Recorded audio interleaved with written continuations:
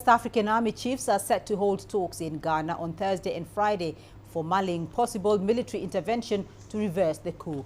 Analysts have said military intervention would be politically risky and operationally problematic. Ecowas is divided and there are fears of worsening the Sahel's chronic instability. The regional group stated that it was a last resort. The bloc gave the coup leaders a one-week ultimatum on July the 30th to restore Bazoum or face the potential use of force. But the deadline expired without action. At the weekend, the coup leaders expressed a willingness to a diplomatic push after their chief, General Abdurrahmane Tiani, met with Nigerian religious mediators, but gave conditions, including ECOWAS lifting the recently imposed sanctions on Niger.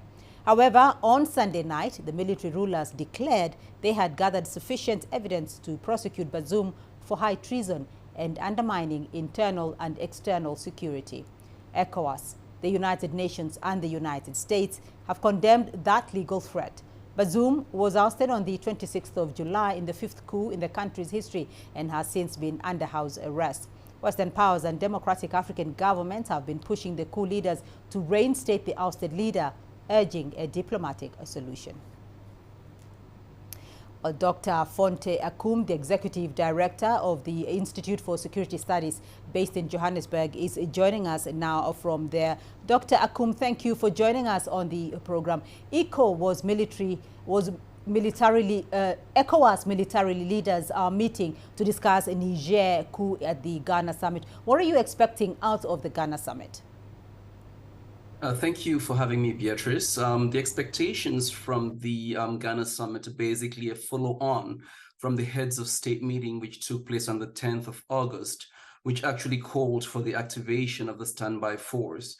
So what should come out of this meeting, in fact, is the elaboration of a concept of operations, which establishes the military, policing, and civilian components of the standby force. Now, the establishment of the standby force and the activation does not necessarily mean that they would be deployed. It basically is just one of the many tools that the ECOWAS heads of state are making available to themselves in order to respond to the current crisis in Niger. Well, there seems to be a change of heart by Niger's military junta on dialogue with ECOWAS and some sort of shuttle diplomacy going on there. What are your thoughts on that? Well, I mean, there was a marked change on the 10th of August as well, when the military junta in Niger actually appointed Lamine Zaine as the new prime minister. That implies that there's a new dimension to this, which is the civilian interim government, which is in place. And the military would act one way, but once they introduce the civilian component into the conversation, then they also expand the tools that they have to engage with ECOWAS and the rest of the region in order to drive towards a de-escalation and potentially the establishment of a sustainable transition going forward. And what do you think ECOWAS and the Niger junta should do to avoid any sort of military intervention? Well, there are a number of tracks diplomatically that have been laid out. Of course, there is the ECOWAS heads of state summit level at which things are going.